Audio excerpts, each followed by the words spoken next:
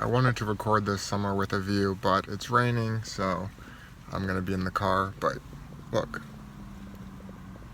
okay, there, you got some good view. you got a glimpse of a good view. So I have a lot to say about the subject matter. Clearly, back to the free will determinism thing, and not everything will be included. All the thoughts that I wanted to share won't be included in this video, but so I typed up just kind of a stream of consciousness, and it's not perfected or edited or whatever, but I watched an interview with one of my favorite YouTubers, Carefree Wandering, and interviewing Sapolsky, who I referenced in the last video. And so I just typed up a couple pages, and so I'm going to see if I can gonna read that here. So there are a few thoughts that I wanted to share after watching Carefree Wandering's interview with Robert Sapolsky. Carefree Wandering, also known as H.G. Moeller, is a philosophy professor and one of my favorite YouTubers. Robert Sapolsky has a nice beard, and I like his cadence. That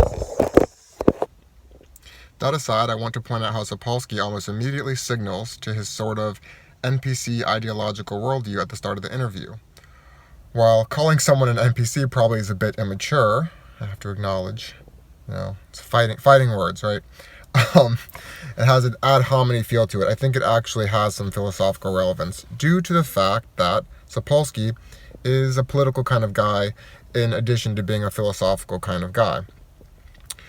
The remark that I'm referring to comes around the 7-minute mark of the interview, which is in reference to William James, talking about the concept of turtles all the way down. He refers to William James as some prestigious old white male. There's something about this comment which I would say has been very much in vogue, and to no fault of my own, being a determined robot and all, I have to say that I find this to be cringeworthy. Being an old white man himself, it's this sort of self-loathing, fox humility, this I'm on the team of the good guys by taking minor dunks on white maleness, as if this is something so obviously worthy of even subtle mockery.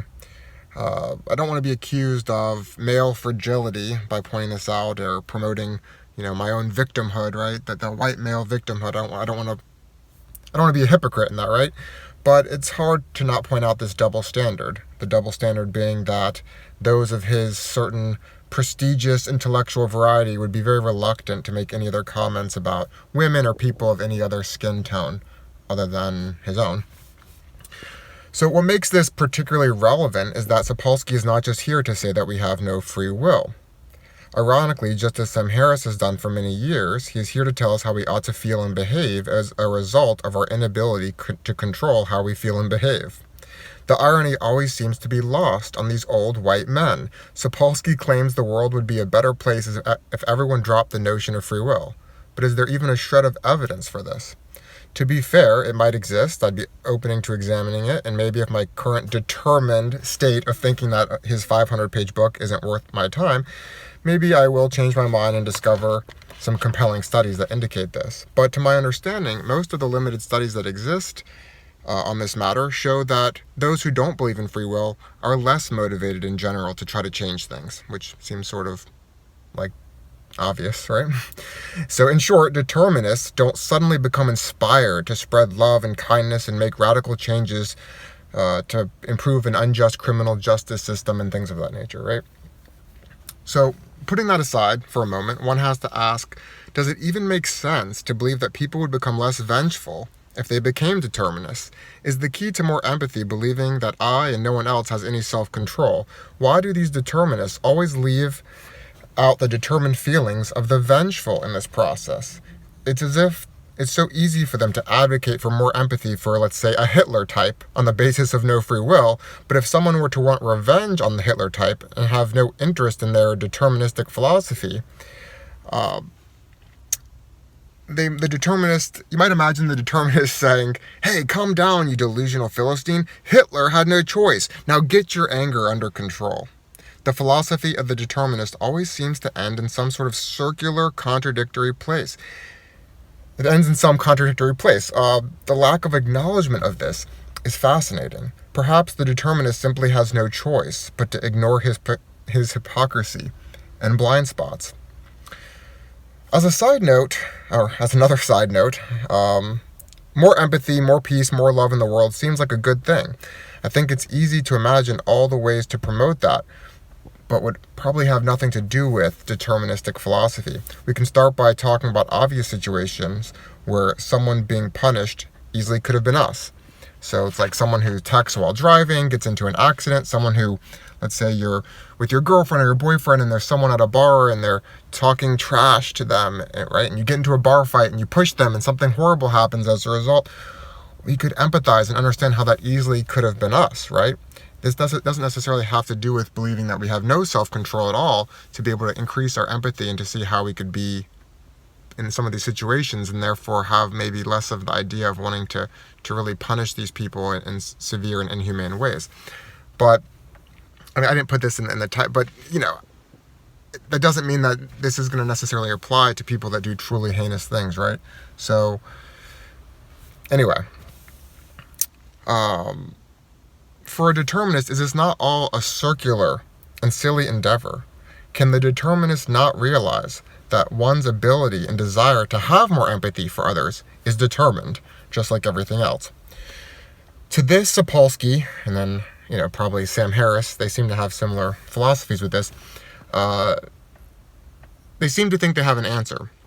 Sapolsky says it's a misconception that because we have no free will that things cannot change. Of course, things can change, he says. Inputs, outputs, you watch his videos, you read his books, inevitably it's going to influence you in some way. But what always shocks me is that it seems to be lost on him, Harris and others of this ilk, that is unlikely to conjure up inspiration and motivation for most people. Sure, things can change, we can be influenced, but this is already set in stone. We will change or we won't. We have no say in it. Sapolsky is a robot doing his robot thing, and I in turn will or won't be a determinist as a result of his interviews and books and so on. In short, they desperately try to find a way to avoid the inevitable nihilism that is likely to arise from this philosophy. Even in a best-case sort of scenario, it seems rather illogical to assume it would inspire motivation for people to make the world a better place. I will simply accept that making the world a better place will or won't happen. I have no control over that, certainly, as I can't even control what flavor of soda I drink. It's all determined. Sapolsky and Harris like to pick and choose when to apply their no-choice philosophy. Criminals had no choice, but how we feel about criminals we ought to work on changing. Absurdity at its finest. Why ought I listen to Sapolsky tell me how I ought to feel and behave? That's already decided, is it not? You made it clear that we had no self-control. I suppose this also applies to his use of language that he can't seem to escape.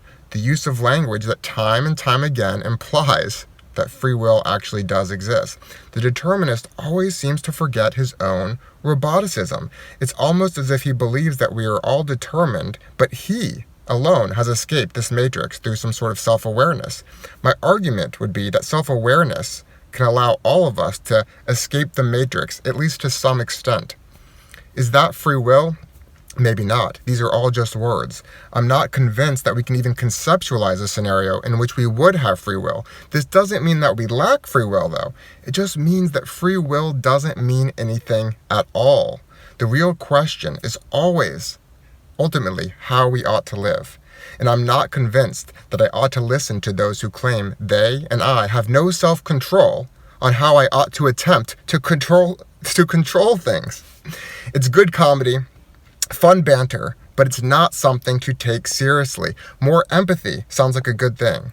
However, a mushroom trip or two might be more effective than an endlessly contradicting philosophy from an old white man.